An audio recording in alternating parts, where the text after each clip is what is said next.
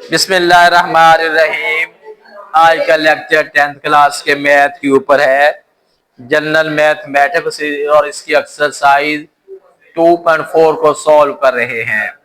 कल के लेक्चर में पहले 10 सवाल तो सॉल्व हो गए थे। कोशिश करेंगे बेटा आज बाकी जो क्वेश्चन है वो सॉल्व कर पाऊं। टाइम तो बहुत कम होता है, इतने क्वेश्चन सॉल्व हो नहीं पाते, लेकिन फिर भी मैंने बोर्ड पे 3 बेटा फार्मूले राइट किए हुए हैं। इन 3 फार्मूलों से आपकी ये एक्सरसाइज पूरी सॉल्व होती है। कोई नया फार्मूला मेरा ख्याल इस एक्सरसाइज में अप्लाई नहीं होता। अब देखें ये क्वेश्चन नंबर 12 देखिएगा। आप ऐसा किया करें, हर क्वेश्चन को घर में खुद सॉल्व किया करें। जो नहीं आता वो आके मुझसे शेयर किया करें कि हमने ये क्वेश्चन सॉल्व किया था, ये हमें आया नहीं, फिर मैं समझा दूंगा। आज तक किसी बच्चे ने मुझे आके ये नहीं कहा सर जी हमने ये देखो क्वेश्चन सॉल्व किए हैं, ये नहीं आया जी मुझे समझा दो। कोई एक बच्चा भी मेरे पास आज तक अपनी कॉपी लेके नहीं आया कि ये देख लो मैंने ये क्वेश्चन किया, ये किया, ये किया, ये मुझे नहीं आया, मुझे ये समझा दो। खुद ही मैं अपने अंदाजे से चीजें समझाता रहता हूँ। ये बेटे क्वेश्चन नंबर 12 देखेगा बेटा। मैं पहले एक जैसे फार्मूले वाले फिर मैं वो भी करता हूँ। ये x माइनस 8xy³ है, इससे हम फैक्टराइज करते हैं। जरा एक्टिव रहिएगा क्योंकि उसके बाद रिवीजन का टाइम मेरा ख्याल पेपर तक नहीं मिल पाएगा। इनको साथ साथ आप करते चले जाए। हमने हमारे ये फार्मूले क्यूब के फार्मूले हैं, इस ये किसी का क्यूब नहीं होता। हमने क्यूब लेना नहीं है, हमने जस्ट चेक करना है कि ये वैल्यू क्यूब ऑलरेडी किसका है। और अगर क्यूब किसी का ना निकल रहा हो तो हम फिर इनमें से कॉमन को ट्रेस करते हैं। दोनों में कॉमन, ये भी एक्स है, ये भी एक्स है, एक्स को बेटा बाहर ले आते हैं। रिमेनिंग जो है 1 है, माइनस ये 8 है। और पता क्या, अगर कोई बाहर कॉमन निकल जाता तो अंदर 0 तो नहीं लिखेंगे ना। अगर हम इसे बाद में खोलेंगे, x को जब 1 से मल्टीप्लाई करेंगे, x 1 x आ जाएगा। और अगर 0 लिख देंगे x तो फिर ये x किधर चला जाएगा, x तो गायब हो गया। उसके बाद है ये x बाहर आ गया था, रिमेनिंग 8y³ है। ये समझ आ गई है। ये x तो वैसे आता चला जाएगा। ये वाला जो है, अब इसको हमने क्यूबिक फार्मूला, इन 3 फार्मूलों से हमने देखना है कि इनके ऊपर कौन सा फार्मूला। ये बेटा ये फर्स्ट क्यूब है और ये सेकंड क्यूब है। ये 1 रहेगा और ये 2y है और ये x है। ये वाली वैल्यू हमारे पास है, ये बन गया फर्स्ट क्यूब है। ये वाली वैल्यू हमारा सेकंड का क्यूब है, यानी ये formula first cube minus second cube is equal to first minus second, first के plus first multiply second plus second square है। जी बेटे, अब हमने लिखना है 1 माइनस 2y लिख दिया। ये मैंने अभी ये फॉर्म लिखी है, a माइनस बी है। उसके बाद है a स्क्वायर है प्लस a b है और प्लस जो है ये b स्क्वायर है। a का मतलब 1 है, ab का मतलब 1 और 2y है, b का मतलब ये 2y है। फिर इक्वल का साइन लगाएंगे, 1 माइनस 2y है। उसके बाद 1 का स्क्वायर 1 है, 1 2 2y है। 2y को मल्टीप्लाई करते हैं तो ये बन जाएगा 4y स्क्वायर है। जी बेटे, क्वेश्चन फैक्टराइज हो गया है। उसके बाद जो है क्वेश्चन नंबर 11 पे फोकस करते हैं।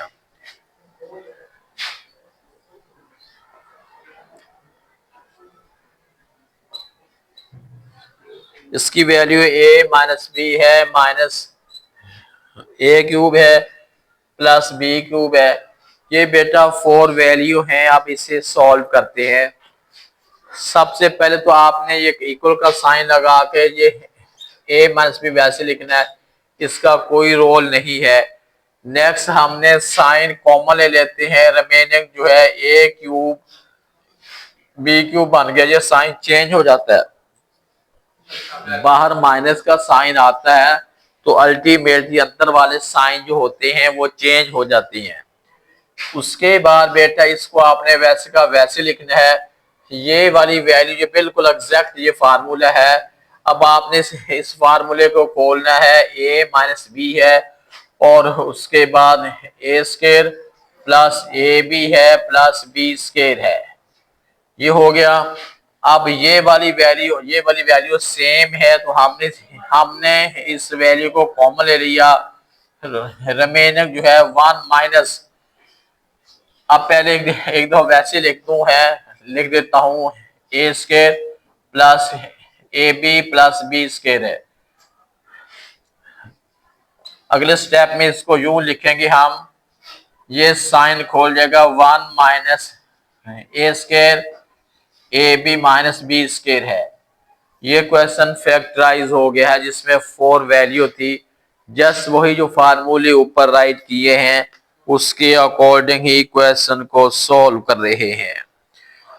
उसके बाद बेटा जो 14 वाला क्वेश्चन जो है इसमें फ्रैक्शन है।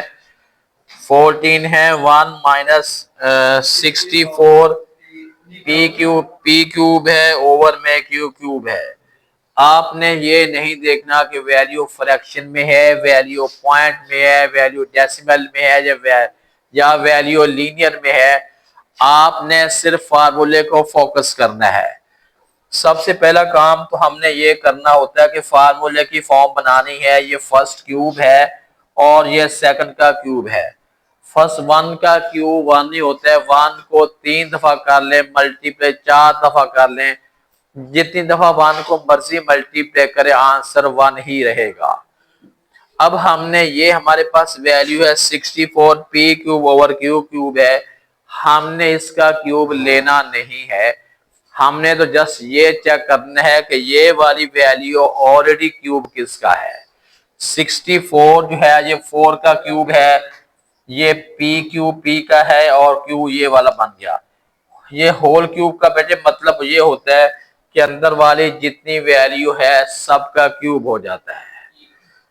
उसके बाद आपने इक्वल का साइन लगाना है।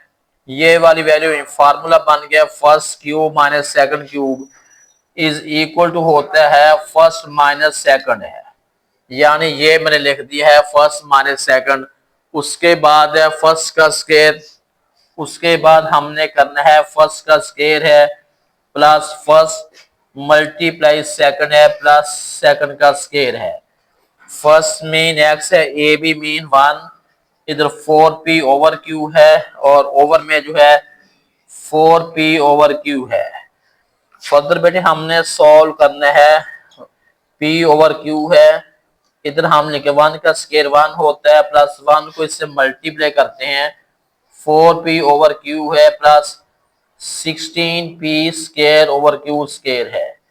ये क्वेश्चन भी आपका क्वेश्चन नंबर 14 भी सॉल्व हो गया। उसके बाद बेटा ये क्वेश्चन नंबर 19 सॉल्व करता हूं।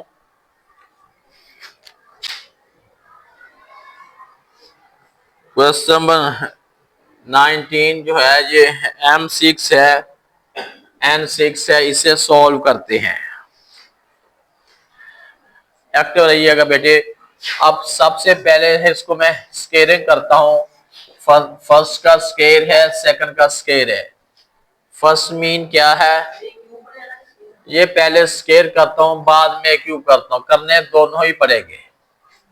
और ये रूल आपने लॉ ऑफ इंडिसेस में पढ़ा होगा, पार की पार हो, पावर की पावर हो, एक्सपोनेंट का एक्सपोनेंट हो, वो आपस में मल्टीप्लाई होते हैं।